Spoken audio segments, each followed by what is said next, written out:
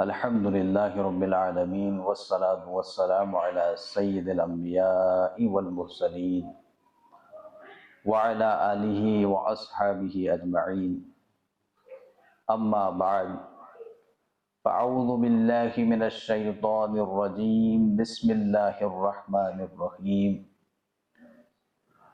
فَيُنَبِّئُكُم بِمَا كُنتُمْ تَعْمَلُونَ وقال اللہ تعالی لَتُسْأَلُنَّ يَوْمَئِذٍ عَنِ النَّعِيمِ صدق اللہ العظیم۔ معزز و مکرم حاضرین جمعہ، السلام علیکم ورحمۃ اللہ وبرکاتہ۔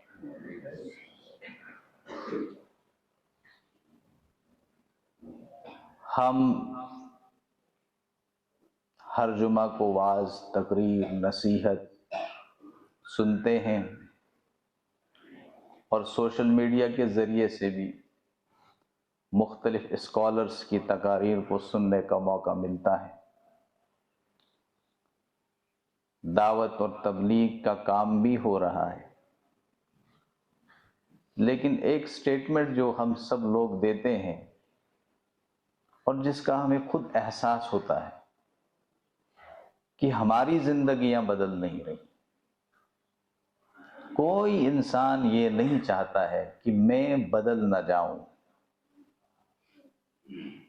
کوئی انسان یہ نہیں چاہتا ہے کہ میری موت نافرمانی کی صورت میں آئے، کوئی شخص یہ نہیں چاہتا۔ لیکن اللہ تعالیٰ نے اس دنیا کو اتنا پرکشش بنایا ہے آزمائش کے لیے، اس کی نعمتوں میں اتنی اٹریکشن رکھی ہے، اتنی کشش رکھی ہے کہ ہم بھول جاتے ہیں کہ ہمارا مقصد کیا تھا، ہم بھول جاتے ہیں ہم کس مقصد کے لیے آئے تھے۔ اس لیے ہمیں انسان بھی کہا جاتا ہے، جس کا مادہ نسیان سے، بھولنے والی مخلوق، بھول جاتے ہیں ہم۔ تو اسی بھولنے کی وجہ سے ہم غلط روش اختیار کرتے ہیں، لیکن اللہ تعالیٰ رحمان الرحیم ہے، پروردگار ہے، رب ہے۔ وما ظلمهم اللہ، اللہ اپنے بندوں پر ظلم نہیں کرتا ہے، ولکن انفسهم یظلمون، بلکہ یہ لوگ خود ہیں جو اپنے آپ پر ظلم کرتے ہیں۔ اللہ تو چاہتا ہے کہ پورے اپنے بندوں کو جنت میں داخل کرے، لیکن جنت میں داخل کرنے سے پہلے اس نے آزمائش کے مراحل رکھے۔ ان آزمائش کے مراحل کو انسان نے طے کرنا ہے، اور وہ آزمائش کے مراحل اس دنیا میں ہمیں طے کرنے، ان سے کسی کو فرار حاصل نہیں۔ کوئی یہ نہیں کہہ سکتا ہے کہ میں آزمایا نہ جاؤں گا اور پھر جنت میں داخل کر دیا جاؤں گا، ایسا نہیں ہو سکتا ہے۔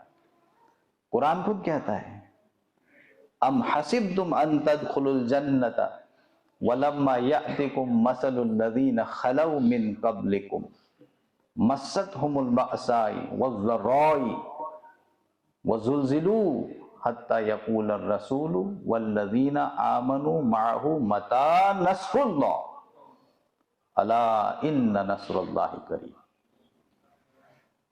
قرآن کہتا ہے تم نے یہ گمان کر کے رکھا ہے تم کو یوں ہی جنت میں داخل کر دیا جائے گا، اس کے بغیر کہ تم کو آزمایا نہ جائے، یہ ممکن ہی نہیں ہے۔ انسان کی تخلیق کا مقصد آزمائش، عبادت اور پھر دخول جنت یا پھر دخول فی الجہنم۔ اللہ نے جو تخلیق کا جو اسکیم بنائی ہے وہ یہ ہے۔ اللہ تعالیٰ نے آدم علیہ السلام کو وَقُلْنَا اهْبِطُوا مِنْهَا جَمِيعًا فَإِمَّا يَأْتِيَنَّكُم مِّنِّي هُدًى فَمَن تَبِعَ هُدَايَ فَلَا خَوْفٌ عَلَيْهِمْ وَلَا هُمْ يَحْزَنُونَ۔ اللہ نے دونوں کو جنت سے نکال دیا، پھر کہا جب بھی تمہاری طرف میری طرف سے کوئی ہدایت آئے گی اس کی اتباع کرنا، اس کی پیروی کرنا، میری فرما برداری کرنا، تم آزمائے جاؤ گے، پھر تمہیں کوئی خوف نہیں ہوگا، کوئی پریشانی نہیں ہوگی، نہ اس دنیا میں ہوگی نہ آخرت میں ہوگی۔ تو اللہ تعالیٰ غفور الرحیم ہے، اس نے بندے کو یوں ہی نہیں چھوڑا ہے کہ جا تو دنیا میں اور کوئی انتظام اس کی ہدایت کا نہ کیا ہو، ایسا نہیں۔ اللہ تعالیٰ نے اس کے کھانے پینے کا بھی انتظام کیا ہے، اس کے رہنے سہنے کا بھی انتظام کیا ہے، اس کی ہدایت کا بھی انتظام کیا ہے۔ 1,24,000 پیغمبر بھیجے ہیں اللہ تعالیٰ نے اس حضرت انسان کی ہدایت کے لیے، 1,24,000۔ اس لیے انسان کو یوں ہی نہیں چھوڑا جائے گا۔ ہم کوئی عمل نہ کریں، ہم واعظ کریں سنیں اور پھر کہیں کہ ہمیں اثر نہیں ہوتا ہے اور فرار حاصل کرنے کی کوشش کریں، یہ بہت بڑا دھوکہ ہے۔ ہم یہ کہیں گے کہ مقرر کی آواز میں کوئی تاثیر نہیں، بڑے آج کے مقرر، ان کی تقریر میں کوئی تاثیر نہیں، یہ دھوکہ ہے، فریب ہے، شیطانی وسوسہ ہے۔ یہ تو شیطان تم پر غالب آ چکا ہے جو تمہیں کہتا ہے کوئی بات نہیں ہے، تم عمل مت کرو، تم فرمانبرداری مت کرو، تم اتباع اور اطاعت مت کرو رسول اللہ صلی اللہ علیہ وسلم کے، جنت میں داخل کر دیے جاؤ۔ تمہاری کوئی غلطی نہیں، تمہاری کوئی خامی نہیں، یہ خامی تو سب واعظین کی ہے، مقررین کی ہے،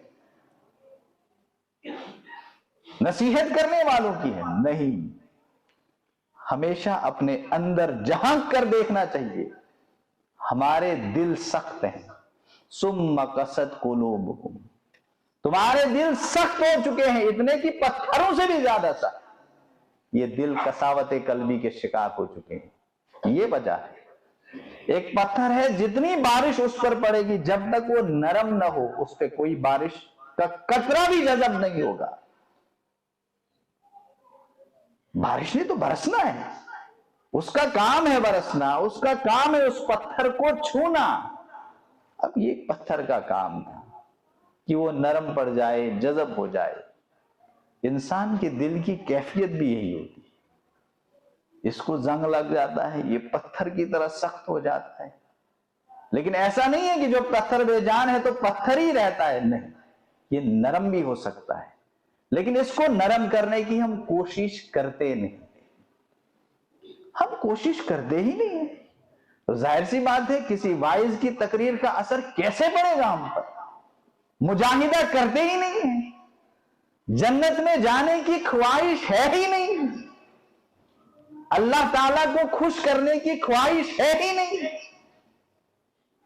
رسول اللہ صلی اللہ علیہ وسلم کی محبت کو دلوں میں جاگزی کرنے کی خواہش ہے ہی نہیں۔ اس کے لیے مجاہدہ کی ضرورت ہے، کوشش کی ضرورت ہے۔ ہم کیا اللہ کے سامنے کبھی بیٹھتے ہیں؟ کیا اپنے ہاتھ پھیلاتے ہیں پروردگار کے سامنے کہ پروردگار مجھے کچھ سمجھ میں نہیں آ رہا ہے، اہدنا الصراط المستقیم؟ ہم دعا صرف پڑھتے ہیں، دعا کرتے نہیں ہیں۔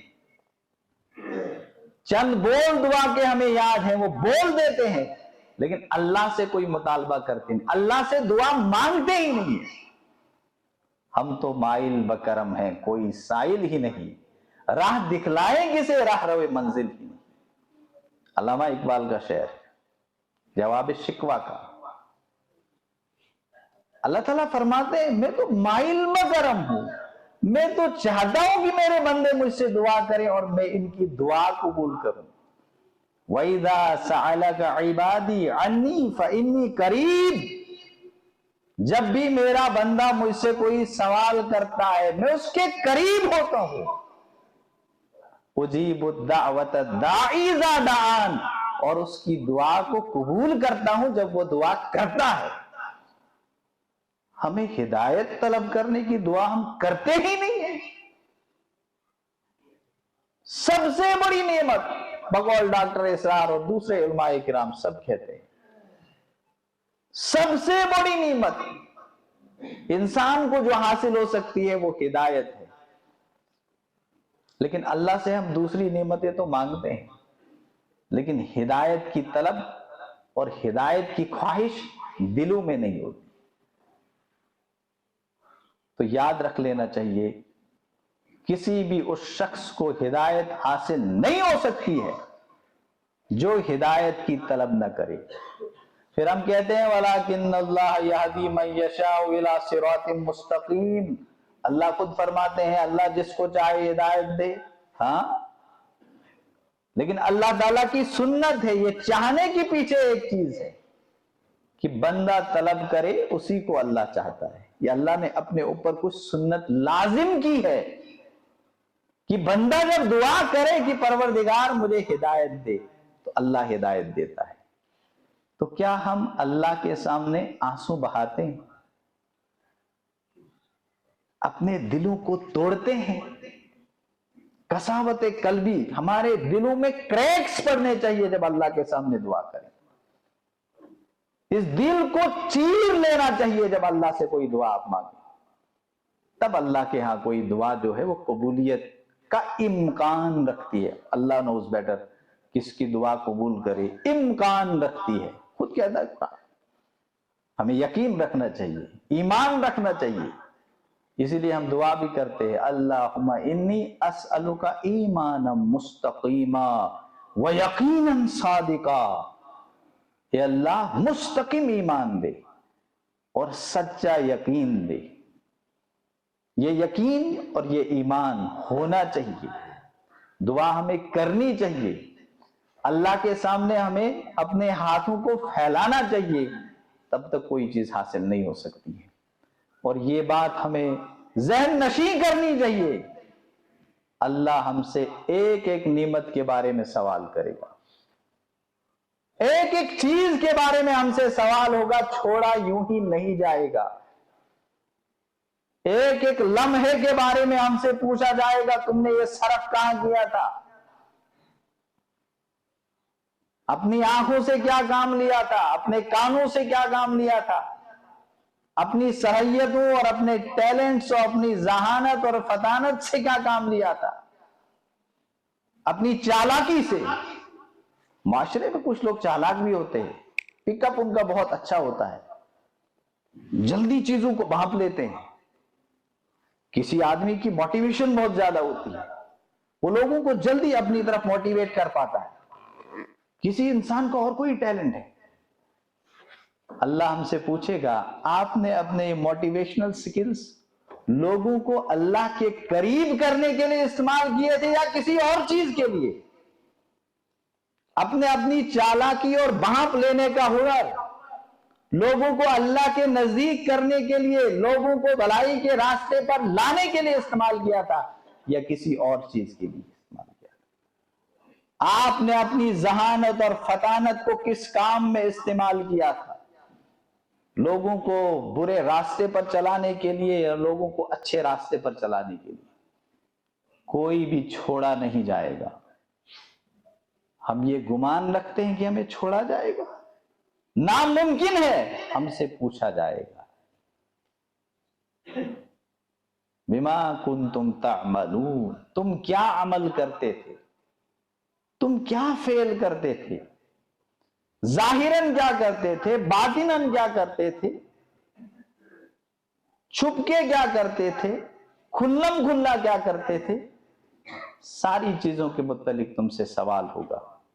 اس لیے غور کرنے کا مقام یہ ہے کہ ہمیں اپنے آپ کو اس عذاب جہنم سے بچانا چاہیے, اور عذاب جہنم سے بچانے کے لیے ہمیں محنت کرنی چاہیے. دیکھیے ہر انسان, میں نے ابتدا میں کہا, کوئی یہ نہیں چاہتا ہے کہ میں جہنم میں جاؤں, لیکن سوال یہ ذہن میں پیدا ہوتا ہے میں کیسے یہ کام کروں. بس سے باعث کر, اب کیا کروں میں؟ بس اللہ کے سامنے حاضر ہو جائیں, اللہ کے دربار میں حاضر ہو جائیں, اس سے دعا کریں پروردگار ہمیں سیدھے راستے پر چلا.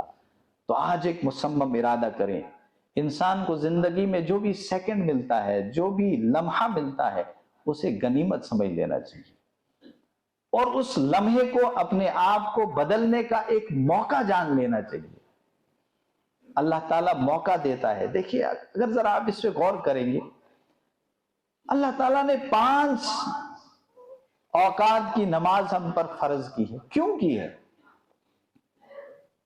اللہ تو خود کہتا ہے مجھے آپ کی عبادتوں کی کوئی ضرورت نہیں ہے. پوری دنیا کے لوگ اللہ کے لیے سجدے میں گر جائیں، اللہ کی قدرت پر، اس کی وحدانیت پر، اس کے اختیار پر، اس کی شہنشاہیت پر کوئی اثر نہیں پڑتا. پوری دنیا کے لوگ نافرمان ہو جائیں، بے حیا ہو جائیں، بے شرم ہو جائیں، باغی ہو جائیں، جو مرضی ہے وہ کرے، شیطان کے پجاری بن جائیں، اللہ کی قدرت پر کوئی اثر نہیں پڑنے والا ہے. اللہ کی شہنشاہیت، اللہ کے اقتدار، اللہ کی وحدانیت بے متاثر ہے، اس پہ کوئی اثر نہیں پڑے گا. لیکن کیوں رکھی ہے پھر یہ عبادت؟ کیونکہ اللہ کو اپنے بندوں سے بہت پیار ہے. حدیث میں آیا ہے کہ 70 ماؤں سے زیادہ پیار ہے، 70 ماؤں سے زیادہ محبت ہے. اس محبت کا تقاضا یہ تھا کہ اللہ تعالی ہمیں جہنم سے بچائے، اور اللہ نے رکھا کہ ان کو میں اپرچونٹیز دوں. اسی لیے نبی اکرم صلی اللہ علیہ وسلم نے فرمایا 5 نمازوں کی مثال ایسے ہے جیسے کسی شخص کے سامنے، گھر کے سامنے سے کوئی نہر جاری ہے. رسول اللہ صلی اللہ علیہ وسلم نے فرمایا آپ کا کیا خیال ہے؟ صحابہ سے پوچھا کہ اگر کسی شخص کے گھر کے سامنے سے ایک نہر جاری ہے اور وہ شخص صبح شام 5 مرتبہ اس میں غسل کرتا ہے، کیا اس کے بدن پر کوئی میل کچیل رہے گا؟ صحابہ نے جواب دیا کہ یا رسول اللہ صلی اللہ علیہ وسلم ہرگز نہیں، وہ پاک ہوگا، صاف ہوگا. تو فرمایا کہ 5 اوقات کی جو نماز ہے ان کی مثال یہی ہے. ایک وقت کی نماز جو ہم نے ادا کی، اس کے بعد سے لے کر جو نیکسٹ وقت آتا ہے اس تک جو بھی گناہ ہوتے ہیں چھوٹے موٹے، اللہ تعالیٰ معاف کر دیتا ہے اس نماز کے ذریعے سے. تو یہ ایک اپرچونٹی ہے بخشش کی، استغفار کا. آپ دیکھیے نماز میں آپ کیا پڑھتے ہیں؟ استغفار کے کلمات، اللہ کی تسبیح اور توحید، اللہ سے دعا کرتے ہیں. یہ روزے کس کے لیے ہیں؟ اللہ نے ایک اپرچونٹی دی. اللہ نے کہا کہ پورا مہینہ ہی اپنے بندوں کے لیے دیتا ہوں، اور اتنا بابرکت مہینہ بنایا جو اب آنے والا ہے کہ جو دعا مانگے وہ قبول کروں. پھر ایک اتنی بڑی اپرچونٹی رکھی کہ اس میں ایک ایسی شب رکھوں گا جو 1000 مہینوں سے بہتر ہو. یہ کیا ہے؟ اپرچونٹی ہے. ایک اپرچونٹی سے بڑھ کر دوسری اپرچونٹی ہے، پھر اس سے بھی بڑھ کر اپرچونٹی کا ہی. پھر جو لوگ حج کرنے آئے، عمرہ کرنے آ جائے، بخش دوں گا. وہاں پر کیفیت ہی بدل جاتی ہے. وہاں پر ایک خداداد اثر انسان پہ پڑتا ہے. جو حج اور عمرے کرنے کے لیے جاتے ہیں ان کو مزہ ہے. ایک اپرچونٹی ہے. اتنا سفر، صعوبتیں برداشت کر کے انسان اللہ کے حضور کھڑا، یا اللہ اتنے دور دراز علاقے سے آیا ہوں پروردگار، اور کوئی خواہش نہیں تھی، کوئی مونومنٹ دیکھنے نہیں آیا ہوں، کوئی محل دیکھنے نہیں آیا ہوں، تو ریگستان ہے، بس تیرے گھر کی زیارت کرنے آیا ہوں. خود بخود ایک تاثیر پیدا ہو جاتی ہے، پروردگار مجھے معاف کر. ایک بھکاری انسان ہوتا ہے وہاں پر. ہر انسان اس خواہش میں ہوتا ہے کہ ایک بادشاہ بھی وہاں جاتا ہے، اس کو بھی اگر پورا کعبہ کا جو عملہ ہے، وہاں کی ایڈمنسٹریشن جو سنبھالتے ہیں، وہ بھی استقبال کے لیے آئیں، حکومت کی طرف سے کارندے وہاں موجود ہوں، اور اس کو لیں کعبہ کے اندر، وہ نماز ادا کرے، اس کو اس عزت اور اس ریسپیکٹ کی کوئی ضرورت نہیں ہوتی ہے. اگرچہ کہ بظاہر ہم دیکھتے ہیں اسے عزت مل رہی ہے، اس کے ضمیر کے سامنے وہ عزت نہیں ہوتی ہے. اس کا ضمیر اللہ کے کرم کی تلاش میں ہوتا ہے. وہ خود ایک خداداد اثر انسان کے اندر پیدا. یہ سب اپرچونٹیز ہیں. لیکن بدقسمتی یہ ہے ہم ان چیزوں کی اہمیت پر غور کرتے نہیں، ہم اپنی زندگی پر غور نہیں کرتے. اسی لیے آپ دیکھتے ہیں امت مسلمہ جو ہے ایجوکیشن کے لحاظ سے، ترقی کے لحاظ سے، کسی اخلاق کے لحاظ سے دنیا میں ایک پست مقام رکھتے ہیں. کیوں؟ نہ ہم نے اپنی پوزیشن پر کبھی غور و فکر کیا، نہ ان چیزوں پر غور و فکر کیا جو اللہ تعالیٰ نے بطور انعام ہمیں عطا کی تھی۔ تو انسان جس چیز پر غور و فکر کرتا ہے اس کی اہمیت اس پر منکشف ہوتی ہے اور وہ اس کے مطابق عمل کرنے کی کوشش کرتا ہے۔ ایمان کی، وعظ کی، تقریر کی، قرآن کی، سنت کی، تبلیغ کی، دعوت کی کوئی اہمیت ہمارے ہاں نہیں، دینی کتب کی۔ میں نے کہیں سنا تھا کسی ملک نے ایک سینسس کیا، اس نے دیکھا کہ دنیا میں سب سے زیادہ پڑھنے والی قوم کون ہے، تو انہوں نے جو نتیجہ اخذ کیا کہ دنیا میں سب سے زیادہ پڑھنے والی قوم جو ہے وہ یہودیوں کی ہے، پھر عیسائیوں کی ہے، پھر جینز کی ہے، پھر ہندوؤں کی ہے، اور سب سے لاسٹ لیول جو ہے مسلمانوں کی ہے۔ علم کے شہدائی ہم، علم کے علمبردار ہم۔ آپ اپنی تاریخ پر نگاہ دوڑائیے، اتنے بڑے بڑے مفکرین ہمارے، یہ سائنس کا آغاز ہماری وجہ سے ہوا۔ یہ میں نہیں کہتا ہوں، یہ پروفیسر فلپی سے آپ پوچھئے، کہ ہٹی سے آپ پوچھئے، فلپ کے ہٹی سے آپ پوچھئے، تھامس آرنولڈ سے پوچھئے، یہ میں نہیں کہہ رہا ہوں، یہ وہ سب غیر مسلم مفکرین اور مبصرین اور مدبرین کہہ رہے ہیں کہ انسانی زندگی کا دہرہ بدلنے والی قوم جو تھی وہ مسلمانوں کی تھی۔ دنیا کو جو آج سائنسی ترقی حاصل ہے وہ مسلمانوں کی وجہ سے ہے۔ آپ خود تاریخ دیکھ لیجئے، آپ اپنی تاریخ دیکھ لیجئے اور دنیا کی تاریخ کو پڑھ لیجئے۔ اندلس اور بغداد اور سمرقند اور بخارا جو علم و حکمت کے مراکز تھے، ابو الحسن علی ندوی رحمۃ اللہ علیہ نے اپنی کتاب میں لکھا ہے، امت مسلمہ کو جھنجھوڑنے کے لیے ایک کتاب لکھی، انسانی دنیا پر مسلمانوں کے عروج و زوال کا اثر۔ انہوں نے لکھا ہے کہ آج جیسے انگریزی جو ہے پوری دنیا میں پھیل چکی ہے، آپ کسی بھی ملک میں جائیں انگریزی وہاں پر ہے۔ انگریزی زبان کو اتنی اہمیت ہے، ہم سب انگریزی بولنا چاہتے ہیں اور انگریزی بولنے میں ہم فخر محسوس کرتے ہیں، ایسا اس کا اثر ہے اور لوگ امپریس ہوتے ہیں، واقعتاً ایسا ہوتا ہے۔ لیکن ایک زمانے میں عربی زبان اس پوزیشن پر تھی، دنیا کے لوگ عربی زبان کو سمجھنا چاہتے اور وہ اثر اب بھی باقی ہے۔ یونائٹڈ نیشنز آرگنائزیشن میں کی جو 5 زبانیں ہیں ان میں عربی بھی ہے، اردو نہیں ہے، عربی ہے، ہندی نہیں ہے، عربک ہے، وہ وہی اثر اب بھی باقی ہے۔ ابن خلدون مسلمان تھا، امام راضی مسلمان، امام شافعی جورسپروڈنس۔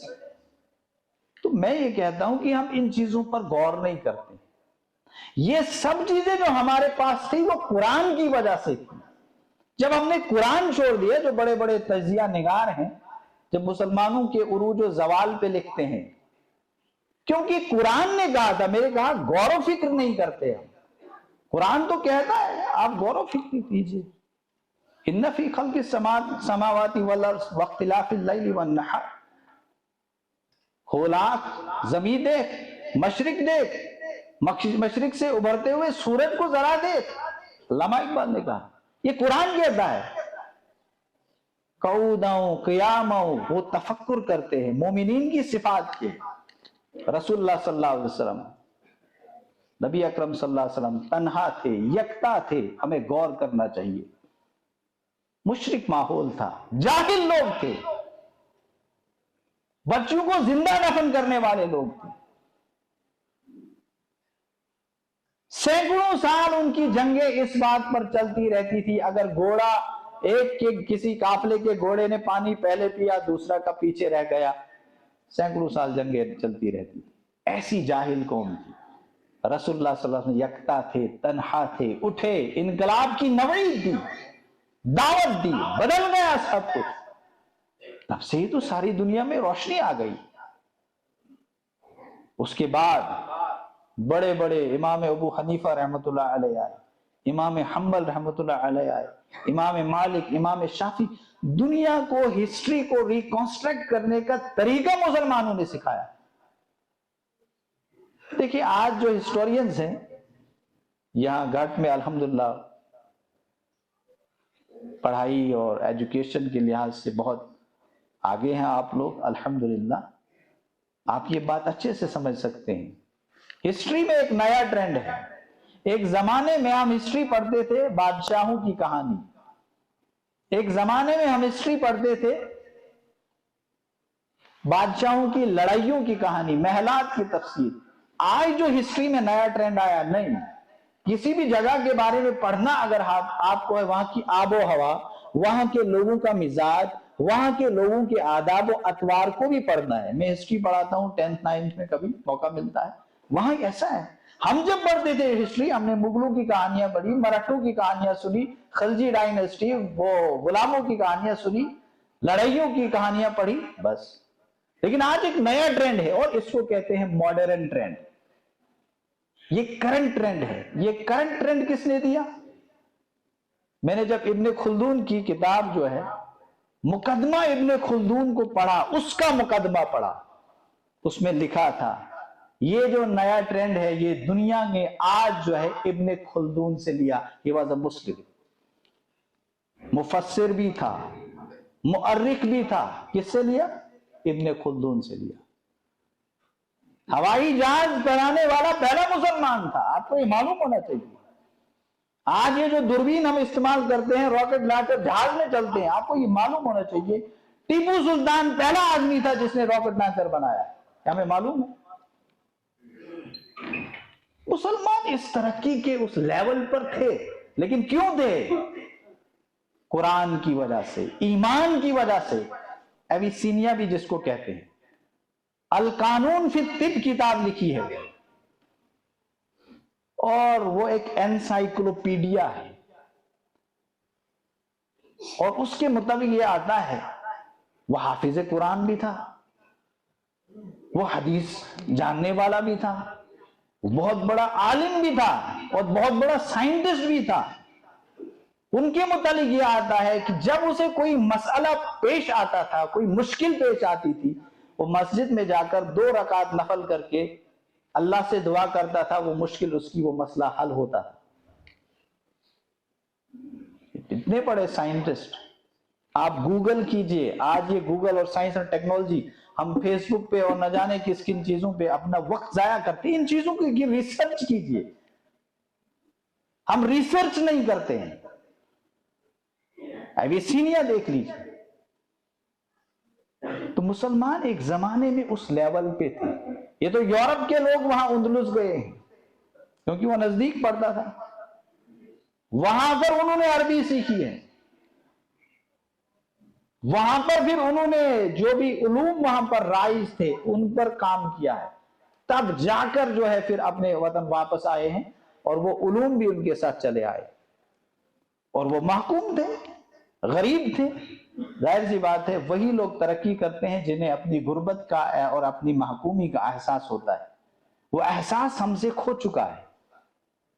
اسی لیے ایک بڑے اسکالر نے, میں یہ پڑھا نہیں سنا ہے, اس نے کہا کہ انڈیا میں, ہمارے اس ملک میں سب سے زیادہ گریجویٹ جو جس کمیونٹی کے ہیں وہ ہے جینز کے, جین مت سب سے زیادہ گریجویٹ, اور دوسرے نمبر پر ہندوز, اور سب سے لاسٹ نمبر مسلمانوں کا ہے.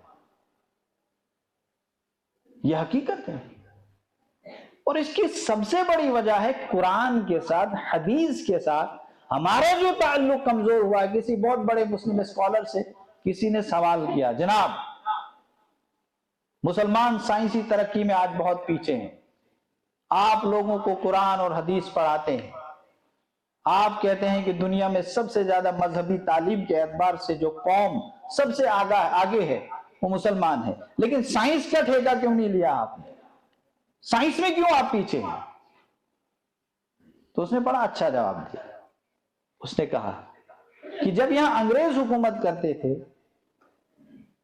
علی گڑھ مسلم یونیورسٹی کی جو تحریک وہاں چلی, انہوں نے ان دنیاوی علوم کو لے لیا, اور ہم نے جو ٹھیکہ لیا اس وقت, جو ذمہ داری لی, ہم نے دینی علوم کی حفاظت کی ذمہ داری اپنے ذمہ لی. ہم نے اس میں کام کیا, ہمارے ہاں بڑے بڑے مفکر، بڑے بڑے فقہا، بڑے بڑے محدث، بڑے بڑے رائٹرز، بڑے بڑے آئیڈیالوجسٹ، اگرچہ کہ اس میں بھی کام کرنے کی ضرورت ہے، پیدا ہوئے، لیکن سائنس اینڈ ٹیکنالوجی میں آپ لوگوں نے جو ہے کم ہمتی دکھائی، آپ پیچھے رہ گئے۔ حقیقت یہ ہے، ہم تو تنقید کرتے ہیں لیکن تنقید سے پہلے اپنے آپ کو جانچتے نہیں۔ تو یہ مزاج ہمیں پیدا کرنا چاہیے کہ چیزوں کی قدر و قیمت کو جانیں، جو بھی نعمت ہے اس پہ غور کریں۔ اور انسان، ایک بات یاد رکھیے آپ، جب انسان غور و فکر کرتا ہے پھر ہی اس کسی بھی چیز پر غور کرتا ہے، اس کی قدر و قیمت کا اسے احساس ہوتا ہے، تب ہی جا کر وہ اس سے فائدہ حاصل کر سکتا ہے، ادروائز نہیں۔ آپ ہر جمعہ یہاں سے تقریر سنتے ہیں محترم حفیظ صاحب کی زبانی، اس سے ہماری زندگی میں ایک انقلاب اور ایک تبدیلی آنی چاہیے، لیکن تبدیلی کیوں نہیں آتی ہے؟ کیونکہ ہم غور نہیں کرتے، اس کی اہمیت کا احساس ہم اپنے اندر پیدا نہیں کرتے۔ ہاں، ہماری جو دنیاوی زندگی ہے اس میں ترقی ضرور ہو رہی ہے، لیکن دینی جو ہمارا مزاج ہے اس میں ترقی نہیں ہو رہی ہے، دن بدن تنزلی کا شکار ہم ہو رہے ہیں۔ پہلے ایک طرز کا مکان تھا، نئے طرز کا بن رہا ہے، ماڈرن بن رہا ہے، ماڈرن سے ماڈرن بن رہا ہے، لیکن دینی مزاج میں، اخلاق میں سوء اخلاق کے ہم شکار ہو چکے ہیں۔ تو اللہ تعالیٰ سے ہم دعا کریں کہ پروردگار ہمیں وہ ذہن عطا فرمائے کہ ہم اس دین کو سمجھیں، اس کی قدر و قیمت کو جانیں، اس کی اہمیت کا احساس ہم اپنے اندر پیدا کریں۔ دین کی فکر، دین کا جذبہ بغیر محنت کے پیدا نہیں ہوتا ہے۔ ہم یوں سمجھ لیں حفیظ صاحب تقریر کریں، فلاں صاحب تقریر کریں، اب انقلاب آ جائے گا، آپ کی محنت کے بغیر کوئی انقلاب نہیں آ سکتا ہے۔ وآخر الدعوانا ان الحمد للہ رب العالمین۔